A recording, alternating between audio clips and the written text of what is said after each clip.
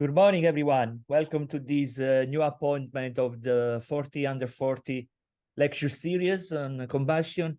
And we have the pleasure this morning to have with us Professor Taraneh Sayadi. And she received her PhD from Stanford University in 2012. And after her PhD, she spent a few years as a postdoctoral researcher in international renowned institutions like École Polytechnique, Imperial College in London, and RWTH Aachen.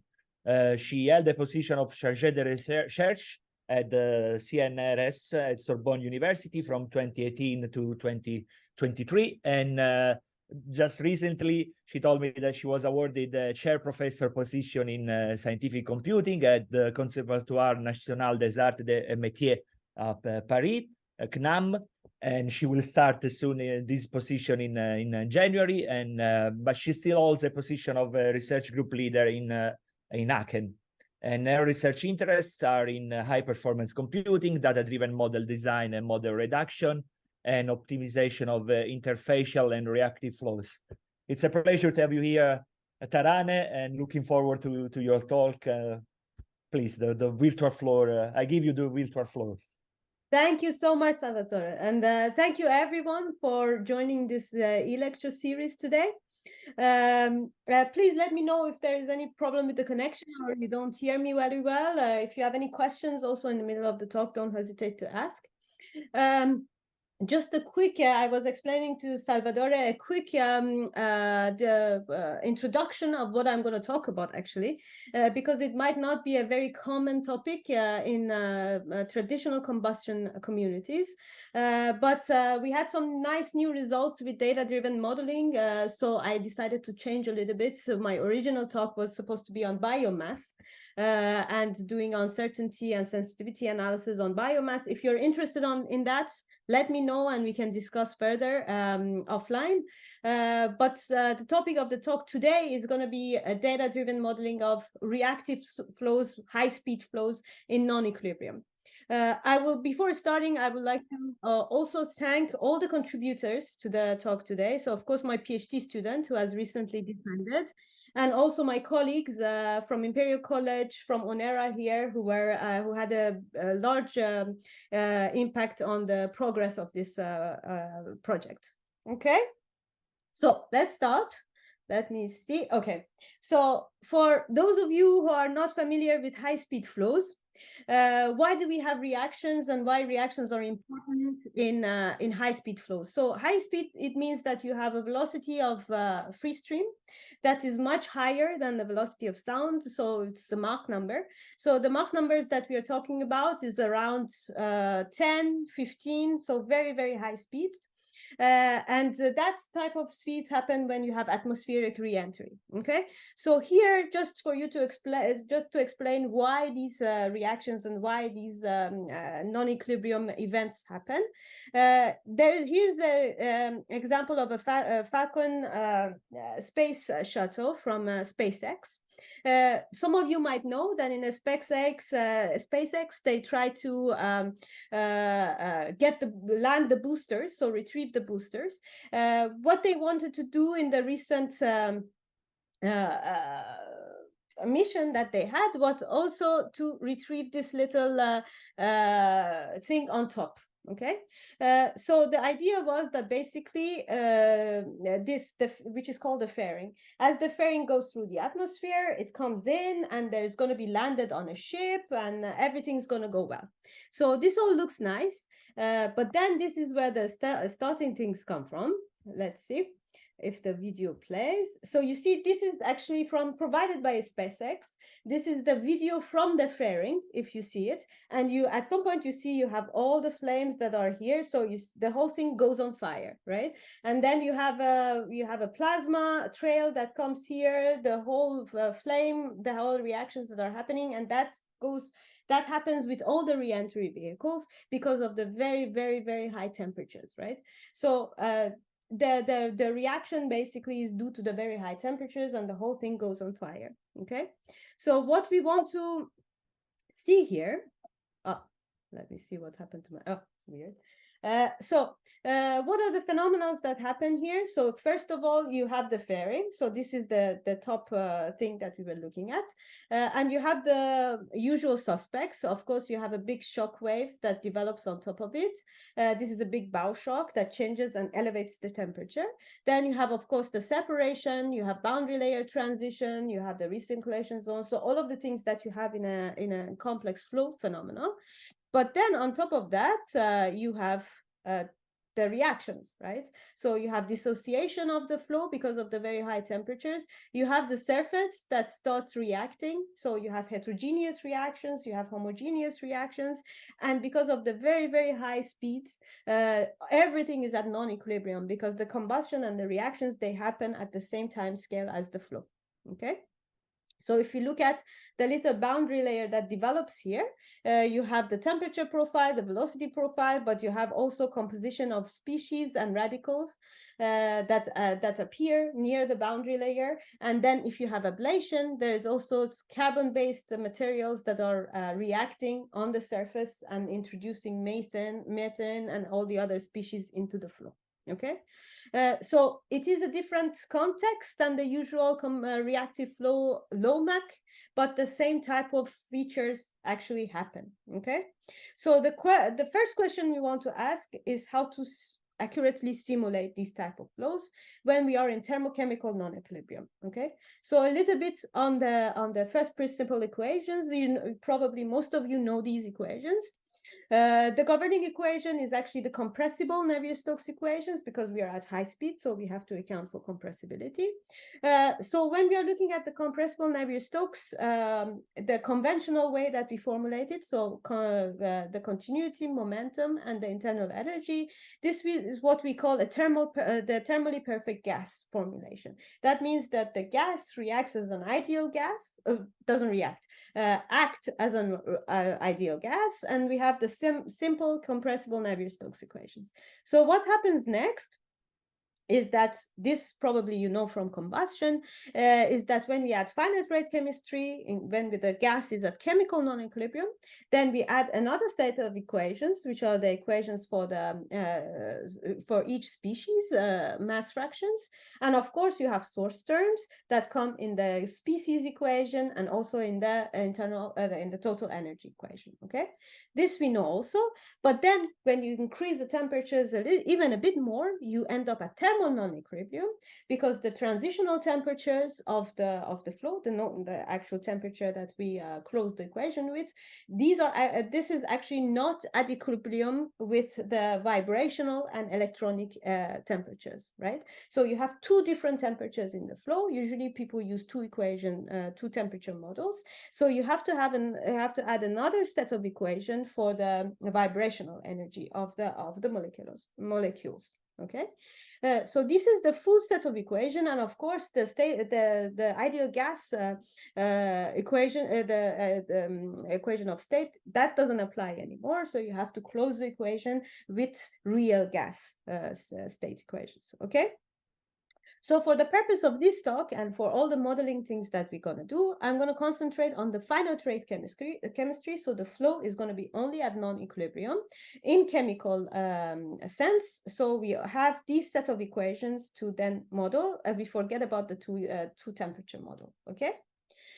So let's say it does in these type of flows, just to motivate what's coming next, does the finite rate chemistry change anything? Is it even worth adding the finite rate chemistry, or we can just look at the thermally perfect gas formulation? Okay, sorry, this is not a roughness element. This is the normal boundary layer. So the boundary layer that was actually developing on the fairing, right?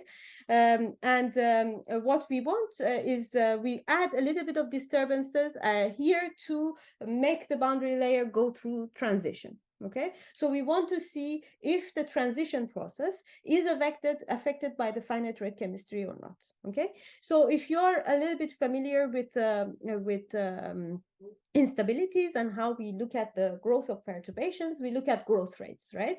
So basically I look at this wave this is the perturbation wave. I look how it grows, okay? And if the growth rate is affected by adding the chemistry or not, okay? So let's look at the RMS pressure and also the growth rates factor that is here. And I'm comparing the thermally perfect gas and chemical non-equilibrium, right, which is in red. And you see that it completely has a different signature, right? So what's happening in black is completely different than what's happening in red. It affects the pressure distribution, which is very important with these type of flows, because pressure changes the temperature and temperature changes the heterogeneous reactions that are happening at the surface, right? So basically it has a big effect. This is just to say that. So chemical non-equilibrium, it has an order 1 influence on the stability, heating, and transition. And there's very limited experimental and numerical data around it. Of course, this is understandable, because how can you do experiments at these very high temperatures? Usually the experiments are at low temperatures, so where the thermally perfect gas regime occurs. So there is a little bit of a lack of understanding of what happens to these type of flows when we add chemical non-equilibrium, okay? So as I said, the first part of the talk, I'm just going to tell you how we model and how we simulate these type of flows. And then we're going to see what are the bottlenecks, and then we come to the modeling part. Okay, so conventional modeling of these thermochemical events, you have a high fidelity flow solver. This is very similar to what happens in low speed reactive flows, right? You have a high fidelity solver, whatever formulation it has, and then you have a thermochemical model that has to connect to it to get the source terms, to get all the reaction rates for the species. Okay. So the first thing to do, the first way of closing these equations is some of the recent publications in this is to, as you know, is to have mixture rules so hard-coded models that are in the code. They are gas dependent, so that is a big drawback, because, for example, if you change the gas environment, for example, if you want to look at atmospheric reentry in air and in Mars, for Mars reentry, then this doesn't apply. You have to change everything, right? And there's code also very much error prone outside of the range of applicability. So if we change the Mach number or we change the composition a little bit, then the model might not be valid anymore, right? It's computationally efficient, but it has, in my opinion, a lot of drawbacks. So there is another way of modeling, which is, for example, US3D is one of the well-known codes that does that, and also we have also a code that uses this approach.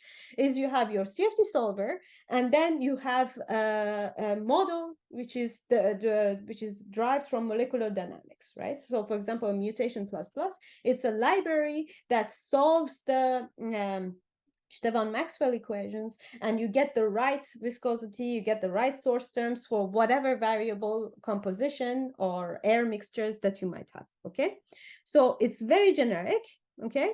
It's very accurate, because you solve first principle equations, you don't have kerr fits and all of that, but it's computationally very expensive. So this is something that that's gonna motivate what comes next, okay?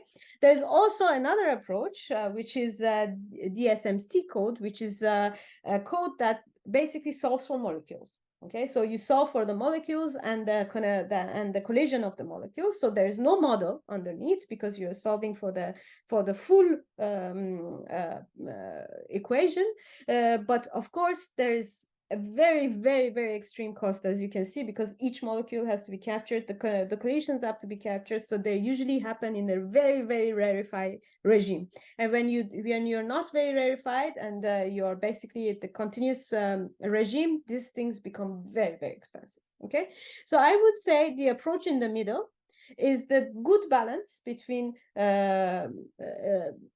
being accurate, okay, and being flexible in the type of environments that you want to simulate, okay? So, and this is the approach that we took with our simulations. So let's see how the coupling works. So you have your computational fluid mechanic model of solver, and then you have this library, which is called mutation++.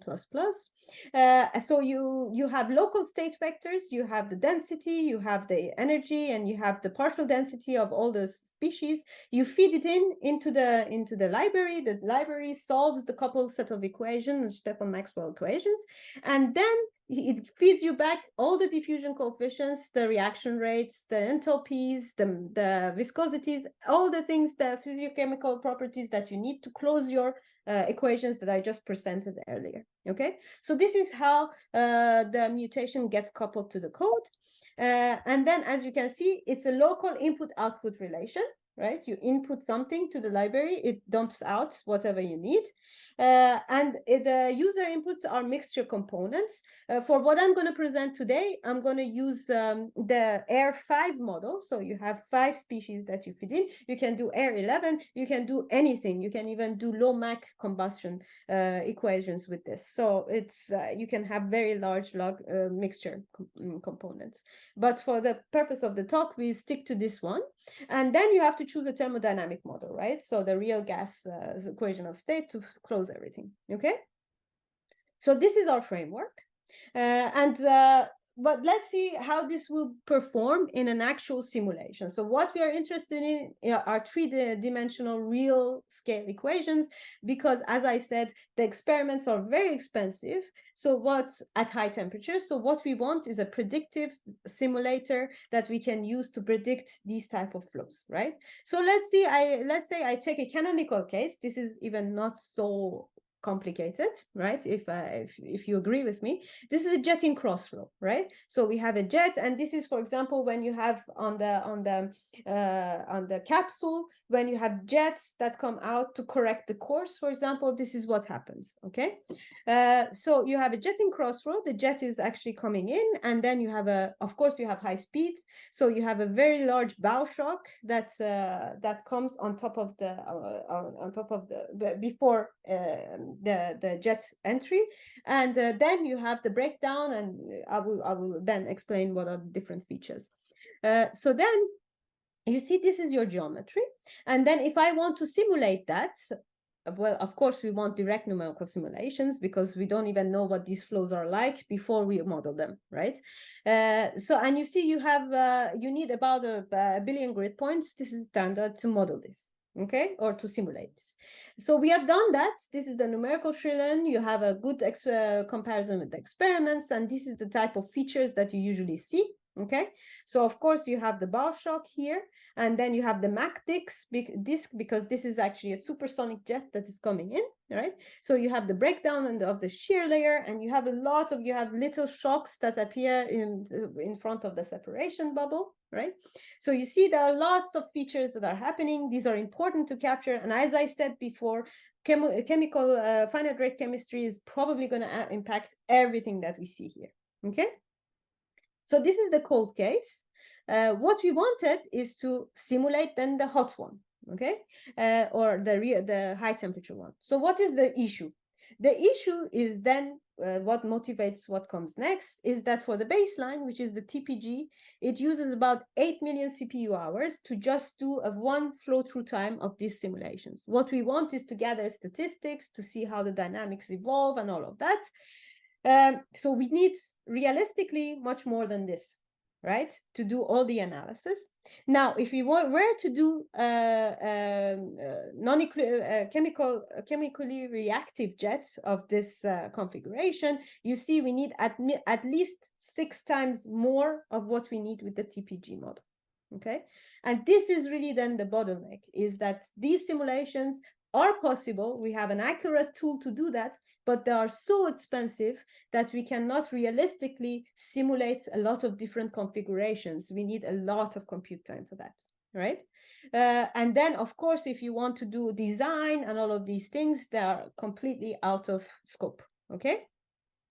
So then we ask this question, is there a way to extract the reduced order thermochemical model? So basically a reduced version of this library so that we can have a very fast evaluation of our composition properties. okay? And therefore reduce the CPU cost, okay? So this is then what motivates the rest of this talk, okay?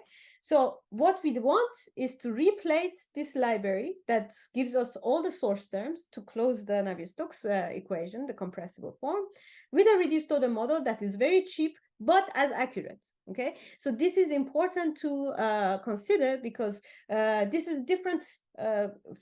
If you might be familiar with, for example, data-driven modeling of turbulent flows and something like that. But the turbulent flows, you see, you're using reduced order models to improve predictability of a model that might not be predictive, right? But here we have a very good and accurate model, and we want to keep the accuracy, okay? So this is important. We cannot do something less accurate, because otherwise we're going to affect, we want to look at transitional mechanism, we want to look at dynamics, and if we want to affect that by a low accurate model, then there's no point of this, okay? So this is an important thing, factor to consider. So what I'm going to show is everything is for a boundary layer, but then we will see more and more complex cases, okay?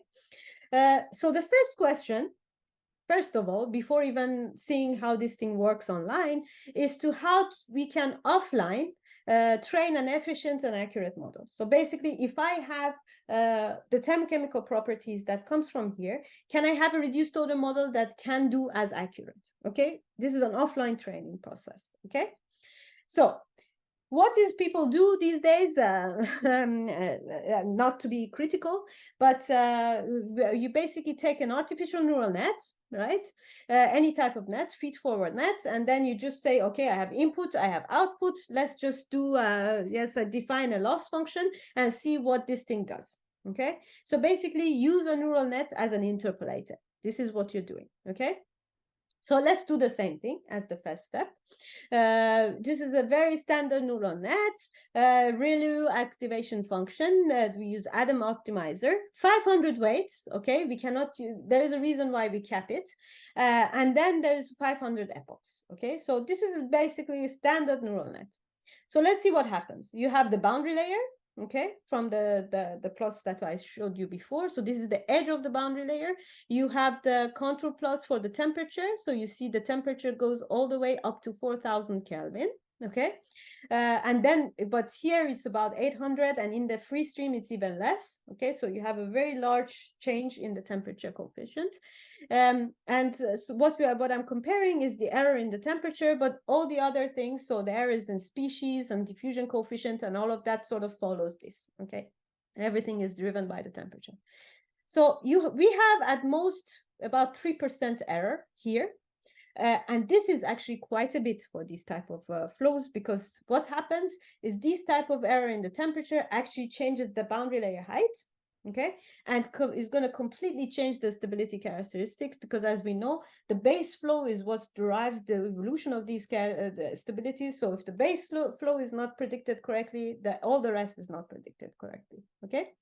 And actually, another thing I wanted to say, which is not written here, is that we have tried to connect, which is not part of this, is come next. But if you even have a model that is trained like this and then try to connect it to the CFD to run online with the CFD, it's not even going to be stable. Okay. But that comes next. Okay. So then this is not good enough. How can we do better?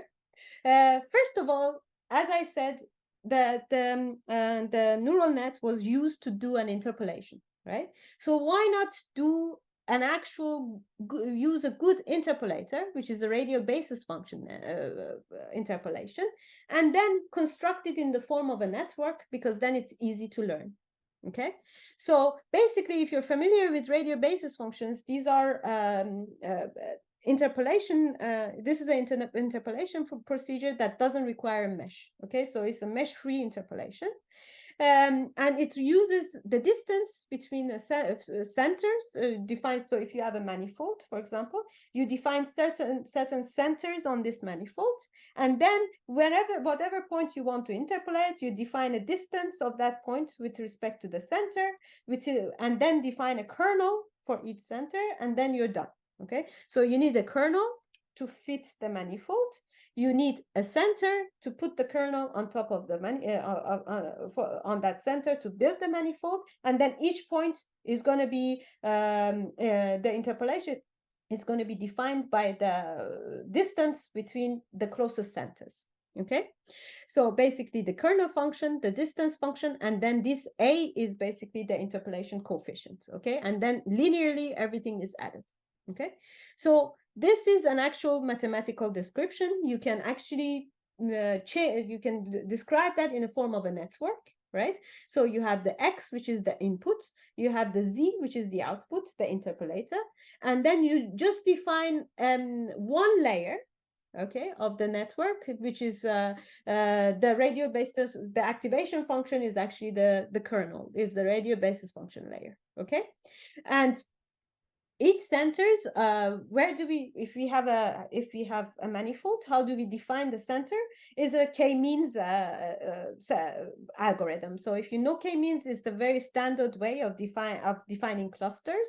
Okay, so if you have a manifold or a surface, you just use k-means and you say I want 250 centers, for example, and then it clusters the point and you find your centers. Okay, so this is how we find the centers of the manifold, and then you don't. The nice part about it is that you don't have to train. You know what are the actual weights. Okay, the weights can be defined by solving a linear system, because this is a mathematical formulation. This is an actual interpolation. Okay, so if you define a linear system that we defined here, we actually have the weights automatically. Okay, so this is a very nice way of defining a nice and very well-conditioned interpolator. Okay, and then doing that, we have exactly, that's why I said 500, because we use 500 centers here, and you see the errors are considerably lower just because you're using a better interpolator and you are not in ill conditions, or you're not basically overfitting your function. Okay, but still the error is lower, but still you have an error here at the boundary layer edge, which we want to eliminate, because we don't want to have, as I said, we want to be as accurate as possible. Okay, so how do we do that? This is then the idea of model reduction. Okay, so let's look at how the inputs and outputs look like. Okay, so if I plot the inputs that go into the library versus the outputs that are dumped out, okay, you see that there are variables that have a very high correlations with input-output correlations, and there are variables that they seem that they are not so much affected. The output is not so much affected by the values of these components. Okay, so these are mostly the radicals. There is a lot of spreading. Okay, so what does that say? That say that there is a notion of an active subspace. Okay, what is an active subspace? That means that you have a direction that is the most causing you the most sensitivity, and there is a direction that the sensitivities are not that high along that direction, which is then composed of these. Okay, so if we have something like that, then it says, well, go ahead and do a dimensionality reduction. Okay, and this is exactly what we do as the next step. So dimensionality reduction, you can do it in a lot of different ways. You might be familiar with PCA or POD. That is one way of doing dimensionality reduction, but of course that's a linear way. Okay, and you can construct the same type of thing, but non-linearly, which for these type of flows which are dominant by nonlinear behavior, I think is the better choice. Okay, and we have actually tried the linear reduction and it doesn't work really well. So we do an input-output dimensionality reduction using an encoder and a decoder. Okay, so the difference with normal encoder-decoder formulation is that the loss function is actually constructed using the outputs rather than the inputs. And this is important because you want to have high accuracy in predicting the outputs. You don't care about the inputs. Okay, so I don't do x minus x hat. I do z minus z hat for my loss function. Okay, and for example, here I then reduce the dimension from 6, which was the 6 input from the air 5 to 2. Okay, so if I look at it here, this was the six-dimensional input space, and then I will reduce it to a 2-dimensional. So I only have a 2-dimensional manifold now. Okay, And now on this two-dimensional manifold, I construct my surrogate model. Okay, I construct my RBF, and here you see this is a dimensionality reduction. There is the RBF, and we considerably reduce the errors.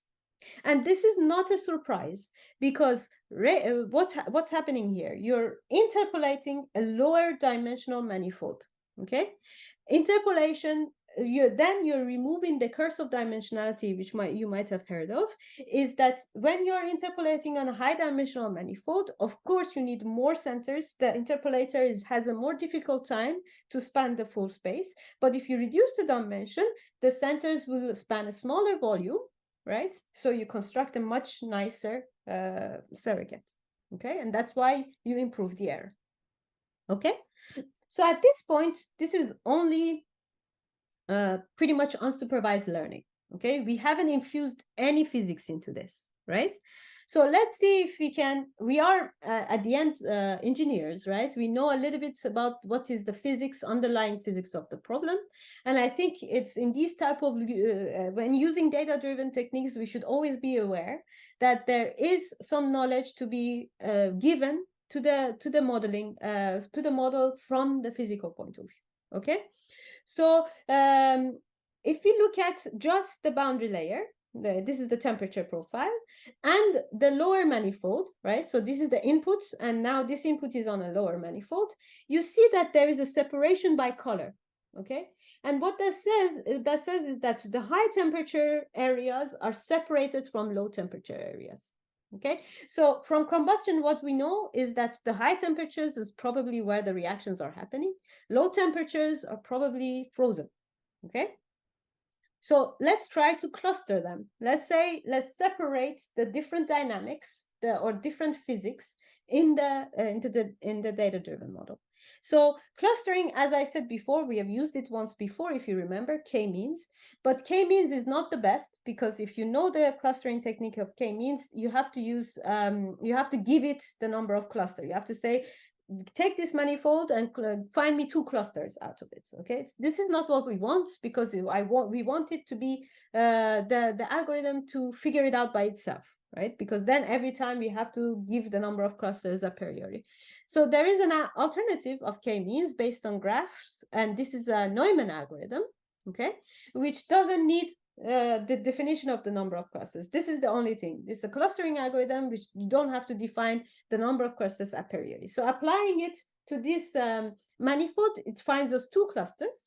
Okay, so let's see if they have some physical relevance. And actually, when you put that on the boundary layer, when you bring it back to the physical space, you see they are clustering high temperature areas and low temperature areas, right? They are clustering the frozen dynamics from where the reactions are happening.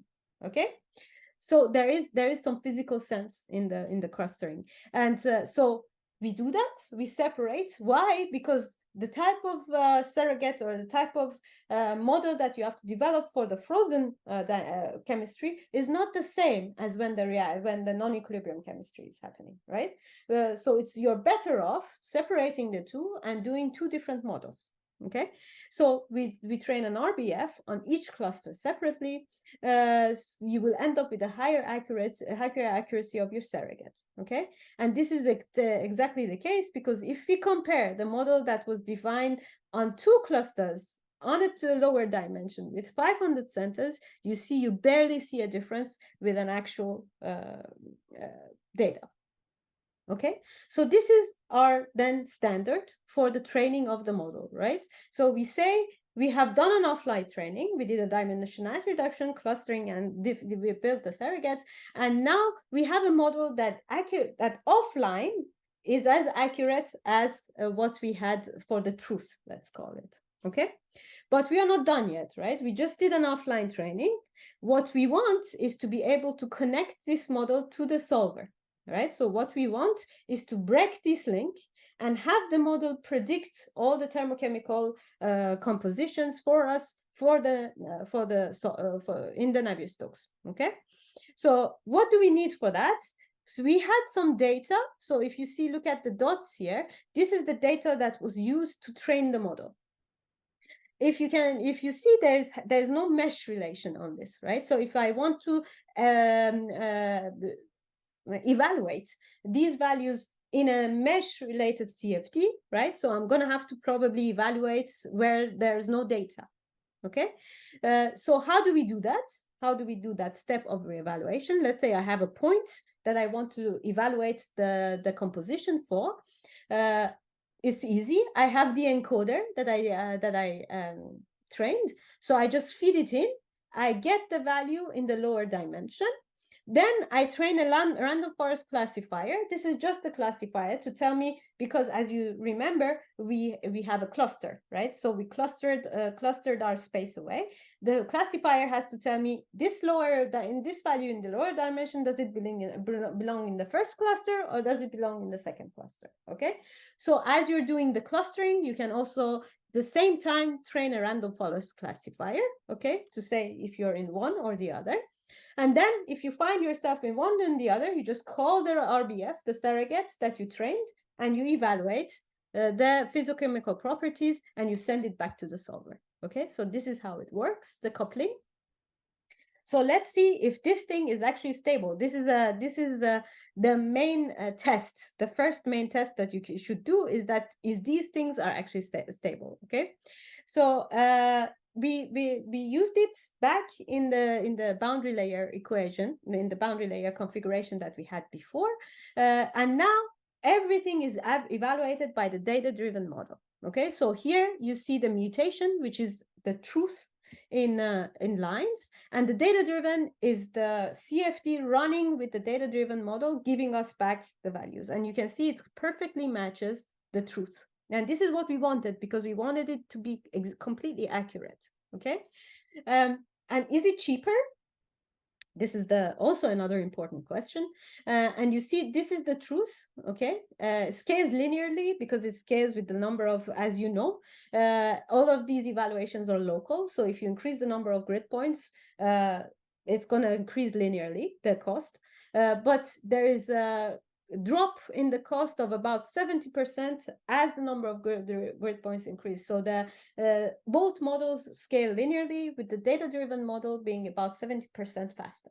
Okay, and I want to mention here, it is quite a bit faster, but our implementation is actually in Python, right? And the mutation library, which is a very, very optimized library, is in C++.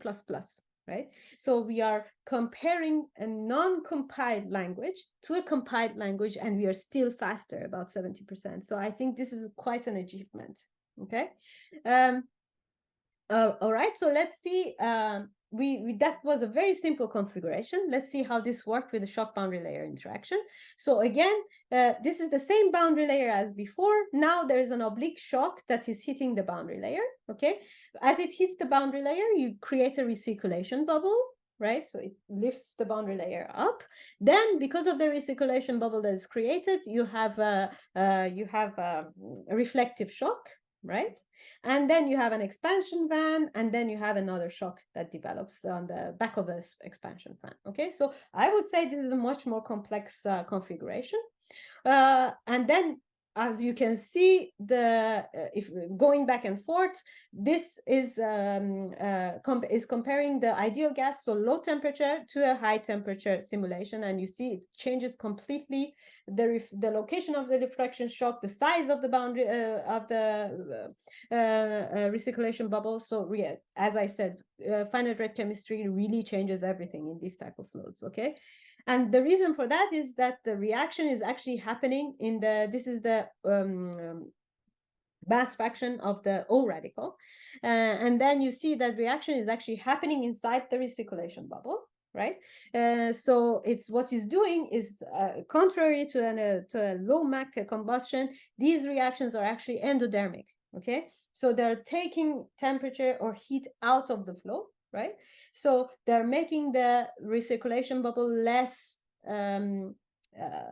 energetic, right? So they're reducing its size. So it changes also all the other the reflexive shock angle, everything.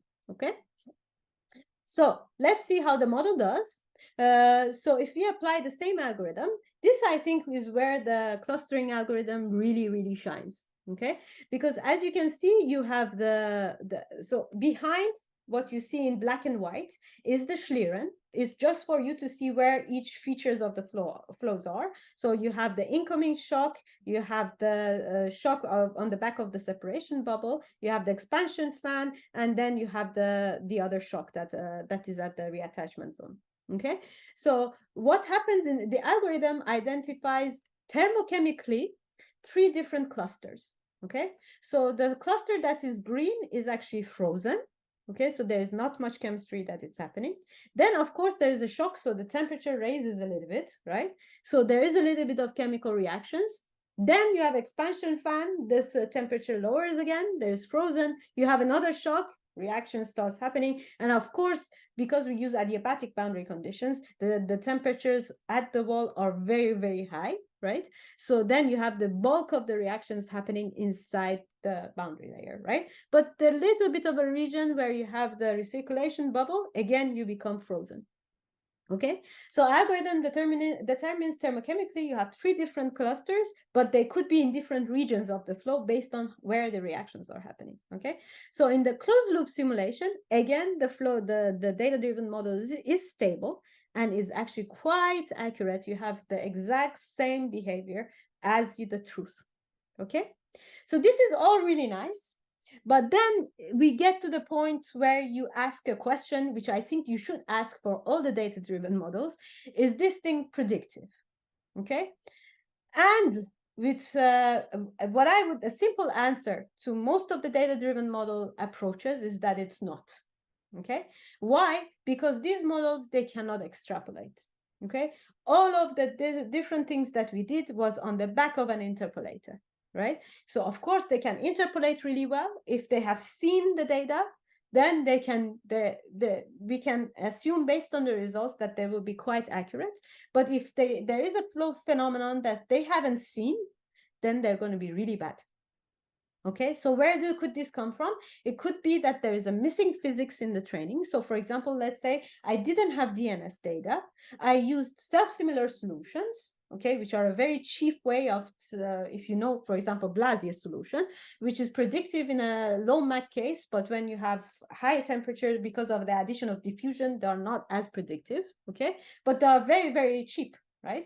So I could say, oh, I cannot afford a DNS. I have to train my model with a self-similar solution. But then if I use it if I use this model to predict a DNS or apply a Navier-Stokes equation that is applied in a DNS context, is not going to be predictive, right?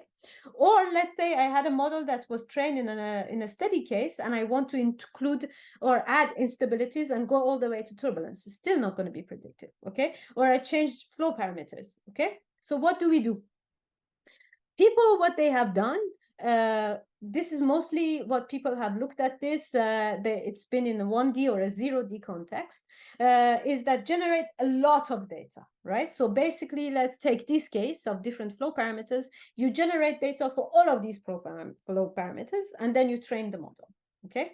But this is going to be very, very expensive. And for the simulations that I just shown, this is going to be we cannot do that. We cannot generate all this data. The whole point is to generate one case in a cheap way, right?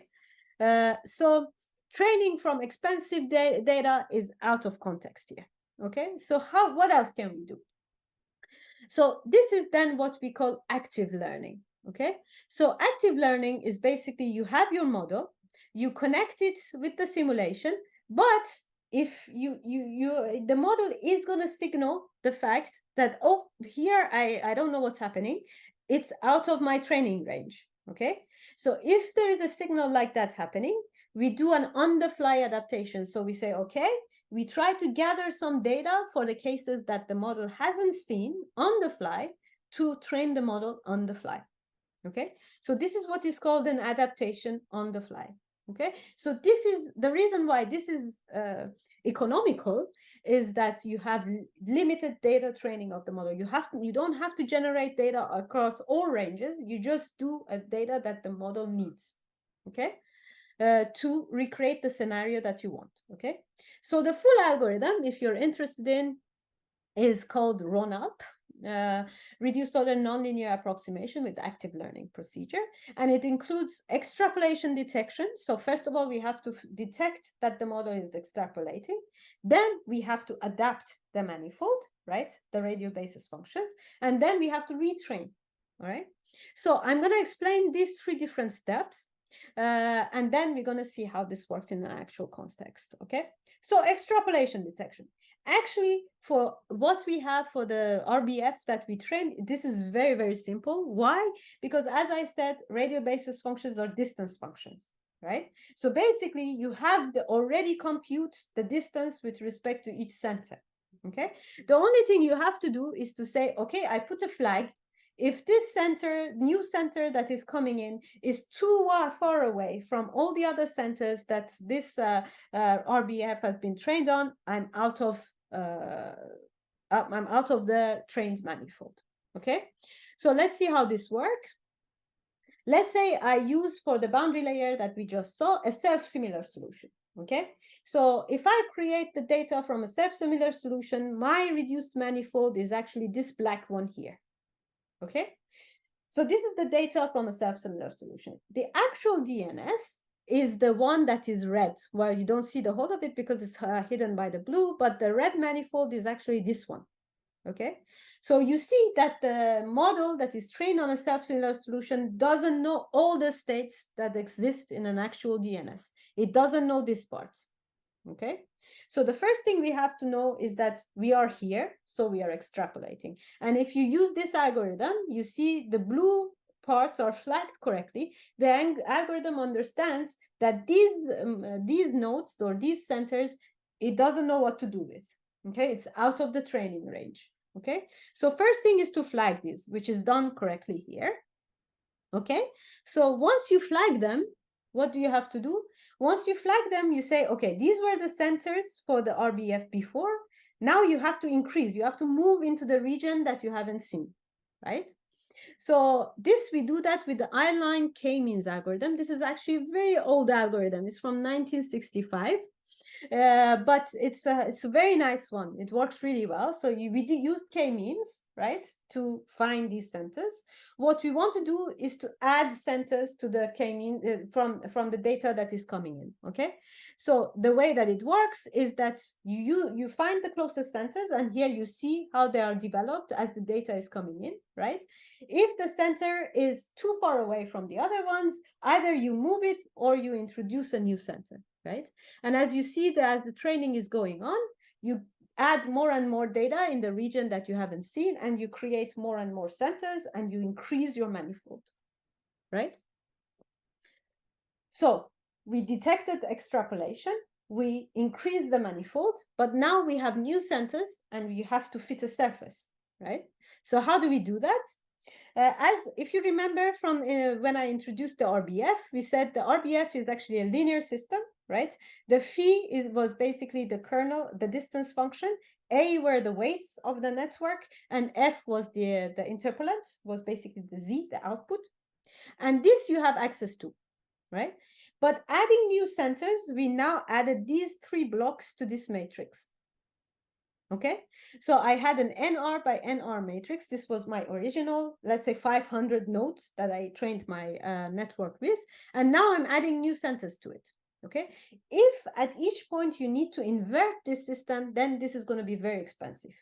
Okay, is there a way that we can avoid the inversion of this system and still retrain the and still get the weights for our RBF? Okay, because as you know, the constructor of the network, you're adding now nodes to it, right? So you need to define the weights that are contributed to these new nodes, and for that you need to invert this system. Okay. So can we invert efficiently? Yes. I'm not going to go into this, but there is a sure complement, okay, that it says that if phi11 is invertible, then the whole phi is also invertible if it's symmetric positive definite, and in our case it is. Okay, so if you want to know a little bit more, I can explain, but we use basically sure complement, which means that we have to invert an m by n, a small matrix, rather than the big matrix, which is nr plus m, nr plus m. Okay, so that reduces the cost of retraining. All right, So let's just to show you how this thing works is that the black lines are actually full inversions, and then the dotted lines are using the Schur complement, right? So you see that depending on how many nodes you have, how big M is, you're 2 to 1 order of magnitude faster, right? And usually we are within this range. So we are 1 order of magnitude faster than an actual inversion. So our inversion, just to say, is very fast. The retraining is going to be very fast, okay? So the full algorithm, here you have the error of the original of the self-similar, which with respect to DNS. And as you can see, the most of the error is actually at the wall. And why is that? Because that is where the reactions are most active, and that is where the diffusion coefficient is not estimated correctly with the self-similar solution, right? Because it doesn't account for diffusion in the X. It's self-similar, so you just have the Y direction. Okay, and that actually changes quite a bit in the error. Okay, so what do? We take the data, which is not accurate here. We find the manifold, and of course, most of the error is at the manifold that you haven't seen, right? Then you do extrapolation detection, you do online k-means to define new centers, and you retrain. And as you can see up, all the error that was here is gone, right? By adding new data. Okay. So let's see how this works. So this is, as you can see, this is the self-similar solution, right? So we will start a DNS. We will learn on a self-similar solution, which is very, very fast to train the model on. And then we inject that in an actual online simulation, right? So we inject this into the simulation. The ML model, which is trained by this, has to learn on the fly. So the ML is actually connected to the DNS, right? Has to learn on the fly and adapt. And of course, we compare that to a DNS, the full-on DNS truth with mutation plus with an actual library, okay? So let's see how it works. You see, as the simulation is going, the model is learning more and more. You add new centers, and the model is able to follow the DNS, adapting to the actual physics, right, for the correct diffusion coefficients, right? So I think that is quite a nice result, because on the fly, the model learns, so new states. And also, when we compare the error, the maximum error is less than 1% for velocity and temperature. So you have very low error in the active learning phase. The discrepancy here, you might see that there is a little bit of a discrepancy in the nitrogen radical, but that is lower than the error that you are imposing from the model itself, right? So this is basically it's not going to have a lot of effect. This is in the range of 10 to the minus 7, not 10 to the minus 6. Okay. So let's move on. This was one case. So as you can see, this is the truth. And what is actually was quite surprising, at least for me, when I saw the performance of this model, is that it learns very, very fast all the states. Okay, so this is starting with the self-similar solution, and you see within just a few 9-dimensional time units, you have a huge bump here, because the model has basically learned everything, right? If I put the manifold, you see there's a little change from this manifold, which is at the end of when we stop the simulation, compared to the manifold just a few time iteration after the start, right? So that means that the whatever it needs to learn, it learns very quickly, and then there's no adaptation phase, okay? And it is still 60% faster than the actual truth if we were to start the simulation with the actual mutation plus. Okay, so this was the fact. This was still all steady calculations. Let's see what happens if we have flow dynamics. Okay, so now I'm presenting the same case that I presented at the beginning of the talk. You have a boundary layer at high temperatures, and you're putting in disturbances into the boundary layer, and you want to see how these things grow, right? And if you're familiar with instability, you know the growth rates. These are not the first order moments. These are the second order moments. So there is a derivative that is there when you're evaluating the growth rate. So when you're actually checking your model, this is a very, very, very strong check, right? Because the model has to be correct even when in defining derivatives, right? So let's see what happens here. We learn the model has learned only the steady state solution. Now we use the model that knows the steady state solution to adapt to an unsteady case. Okay, so you see here there's a this is the oh sorry, I just check if there is a okay. So as you can see here, I'm almost coming to the end. So as you can see here, if I play, as the disturbance is coming, the manifold actually learns very, very fast, right? Already at the very beginning, the disturbances haven't even developed all the way in the boundary layer, and the learning is almost done, right? So for some reason, in the beginning, there's all the physics that it needs is there, right?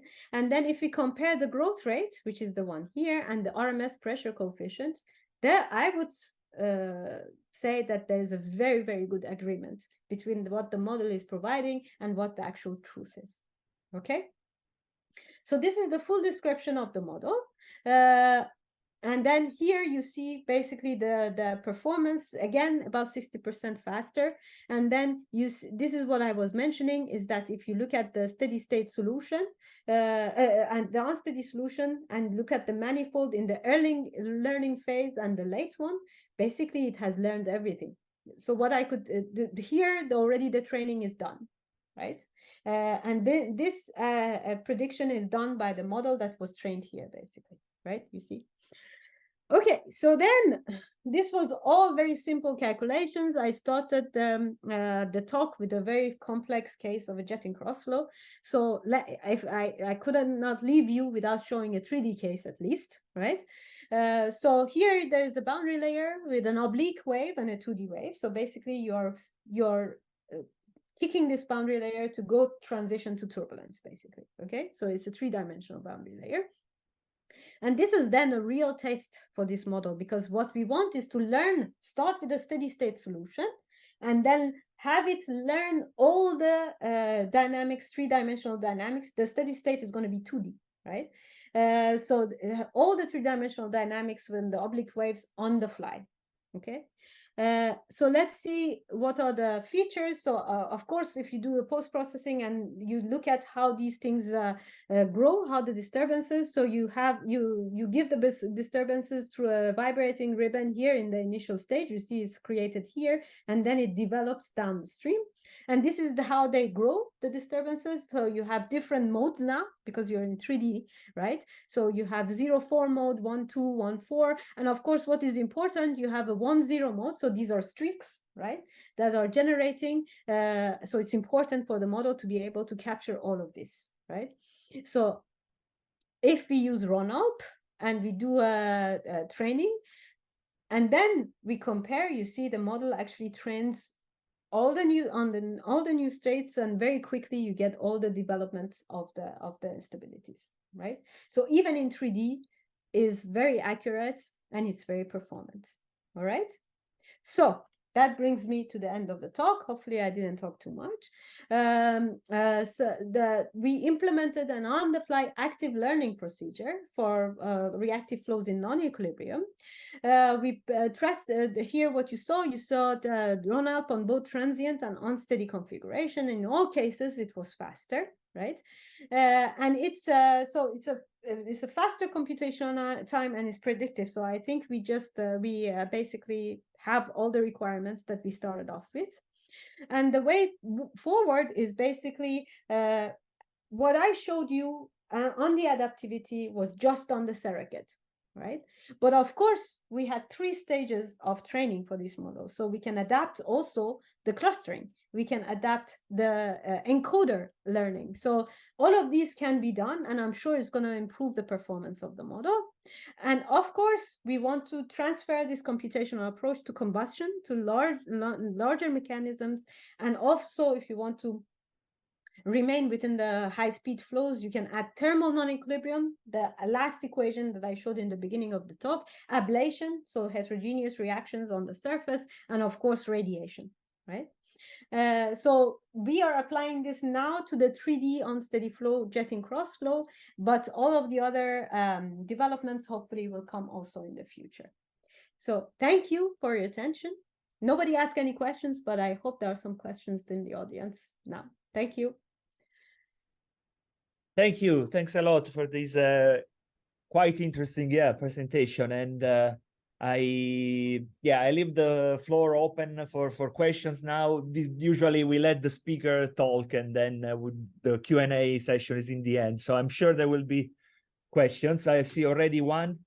Alberto raised his hand. So yeah, Alberto, if you want to.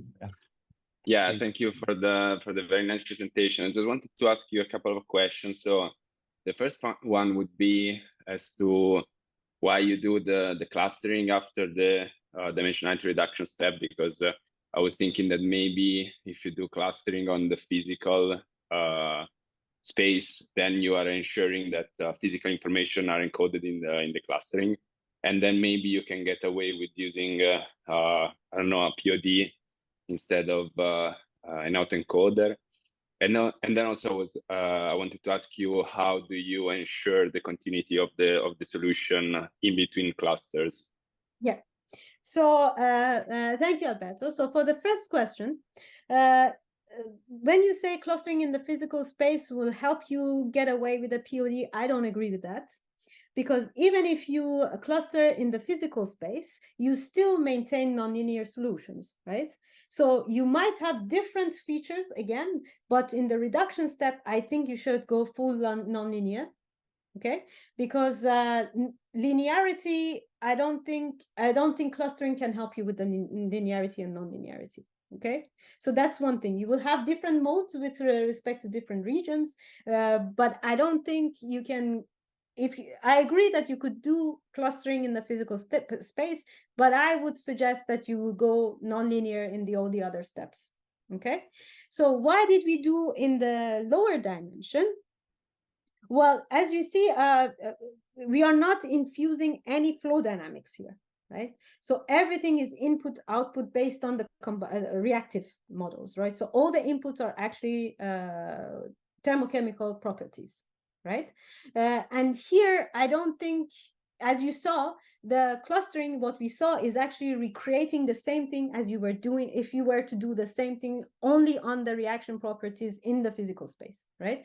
So if you let me see if I can maybe help myself by showing you a plot. So you see here, if I were to do clustering on the temperature, for example, or on the species concentration, I would get the same feature if I were to do it in the physical space or in the reduced space. You see? So that's why we said for us, it's good enough to do it in the reduced space. But of course, you can add another step. If you're having a much more complex, or you want to infuse some flow dynamics into the clustering, you can do it in the physical space also. But I wouldn't suggest doing POD on top of that. The second question, I don't know if that answers your question or not. Yeah. I mean, it's just that, I don't know, maybe in this case, you still get very high nonlinearities, even if you cluster. But I mean, just by experience, we had some luck in applying like locally linear models. So maybe a model that globally cannot be represented by a linear model, then in local region actually can get a good accuracy with linear model, but maybe it's just a different set of problems. So maybe it's highly specific. Let me ask you a question. When you say linear model and we use POD, is that in the reduced order model sense, or is that in the reactive type of? So let's say I have a flow, and I say I do a POD, and then I do a Galerkin expansion on top of that. Is that what you're talking about, or is something else? No, I'm saying that you can after you cluster and then you apply POD, so you can use a linear model to encode to find the low dimensional representation instead of using like an autoencoder. You say yes, we tried that actually. We tried PCA for this, and we tried PLS, which is basically input-output version of the PCA. So instead of doing, because when you do PCA, you do X transpose, right? The PLS actually allows you to do X transpose Z, so it's an input-output rather than the PCA. And we actually, the model worked fine. We had a lower dimension, everything looked good offline. But when we connected the model online, because it was the PCA, what it was doing, it was putting the low and high temperature manifold on top of each other. So the surrogate was very how do you say, discontinuous. And when we connected that to the online, so when we was predicting online, actually the model was unstable. So we had to go nonlinear to solve that problem. I see. And then another question, I wish I don't have a slide to show you the manifolds, but if you want, I removed that because I thought maybe that is too much talking there. But that was the case for us. We had to do nonlinear for the online phase.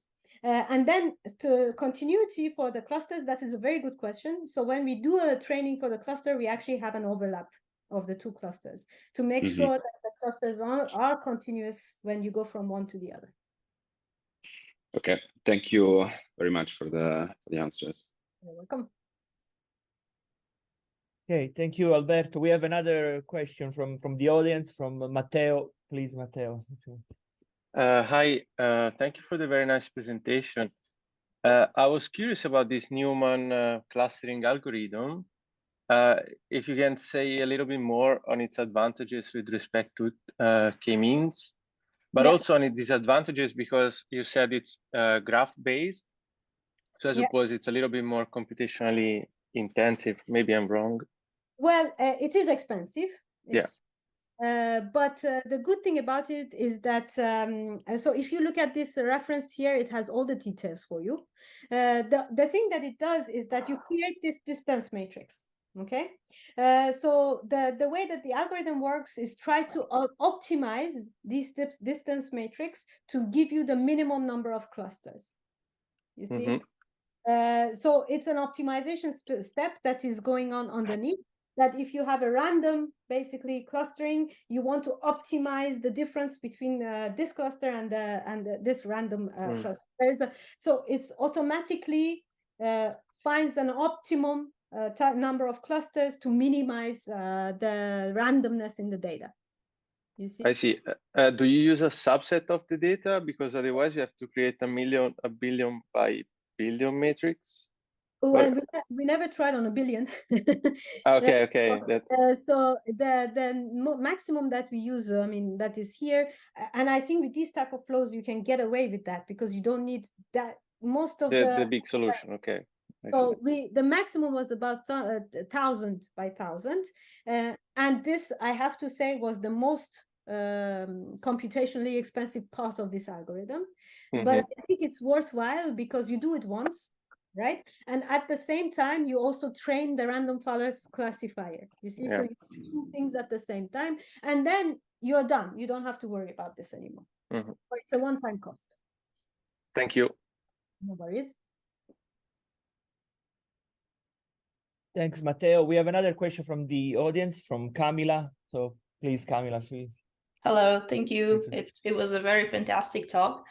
I have a small curiosity if maybe the manifold could also change shape during training. Like, have you thought about this? I don't know if this is what you meant by like active learning encoder. So like, in addition to generating this additional support data, could it also maybe change shape?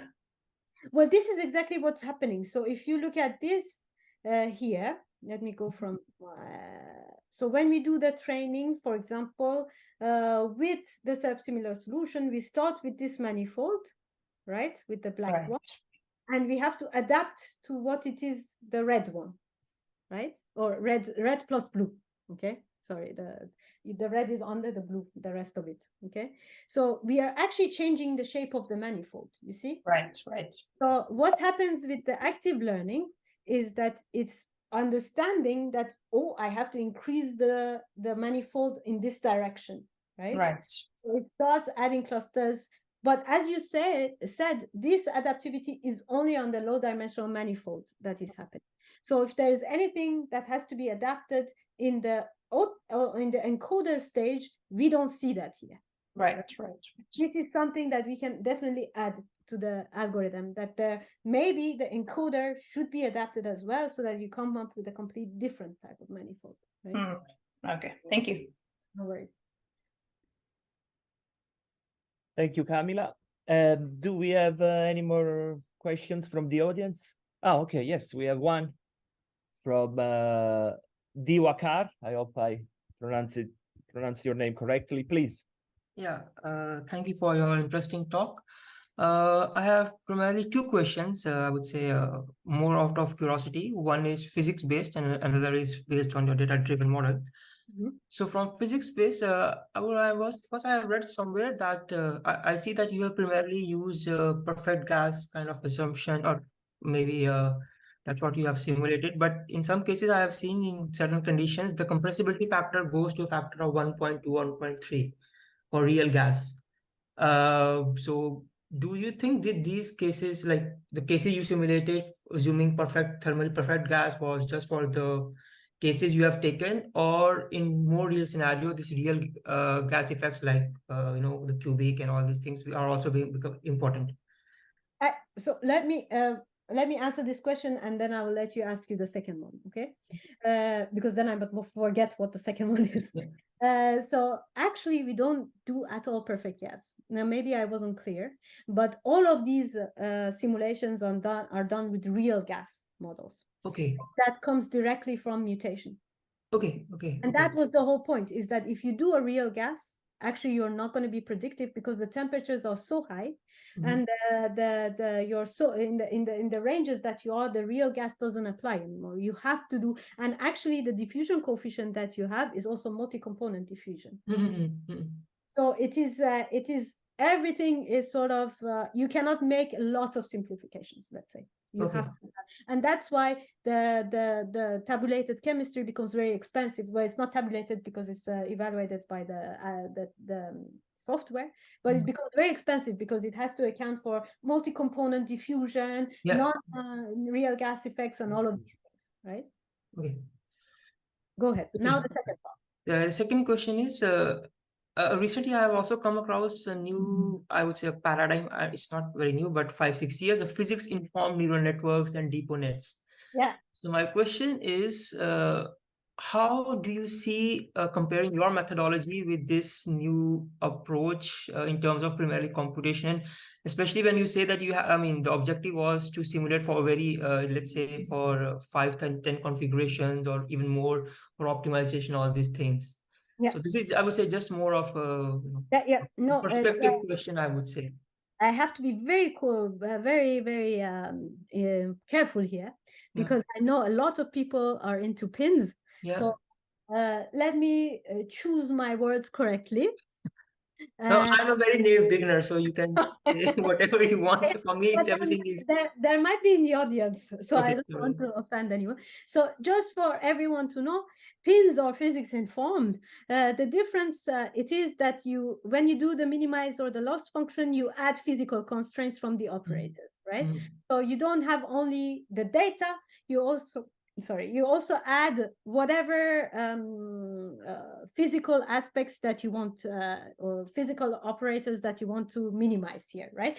So let's say I have Navier-Stokes, I add Navier-Stokes here to make sure that my data also satisfies the first principle equations, right? In this context, it's going to be a little bit difficult to infuse it that way exactly, because the first principle equations are actually very, very complex, right? Because those are the ones that have the Arrhenius law. That is the Stefan Maxwell's equation. So there's a coupled system of equations that are not very easy to add, right? You could do it, but the main problem, which that's why we went through active learning or adaptive learning strategies, is with pins, is that they say that it is sparse data.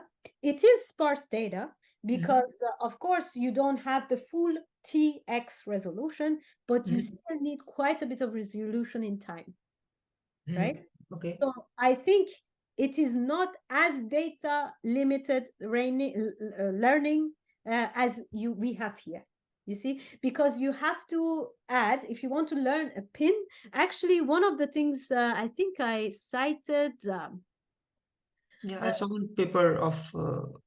What was it? Where was it? Let's see. It was somewhere you were mentioning current state of the art. Yeah, somewhere. Yeah, somewhere here. I think one of these 2 or 3, now I forget which name it was. It's actually done based on DeepONet. Okay. Yeah. It is on the basis of pins, but that you just use pins to do, instead of data, you use operators, right? Yeah. Very, very expensive in the sense of data. You see, because you have to provide time resolved data. It is still an interpolator. So it has to see the physical evolution, and it has to see the time revolution also. You see, there are some improvements to pins with, they have problem with causality pins. You see, because they don't have any sense of what is an initial value problem, how the time is progressing, right? So there are some efforts to remedy that. But I think definitely you can infuse physics into this. I don't think pins is the way to go. Okay. That is my small, a few cents for you today. My okay. No, thank you for my answers. No worries. Okay, thank you. I think Professor Taraneh just joined us from his lecture. So I thank you all for this very nice Q&A session, and I leave Professor Taraneh for the final. No, thank you, Professor Sayadi, for accepting the invitation. I've seen that this is has been a very lively discussion. So thank also to the audience, and to a next appointment. Thank you. Yeah. In 1 week. Thank you again. Thank you, everyone. Thank you for accepting our invitation. Nice it was my pleasure. It was nice meeting you also, Salvatore. Likewise. Bye. Have a nice weekend. Bye-bye. Bye. Bye.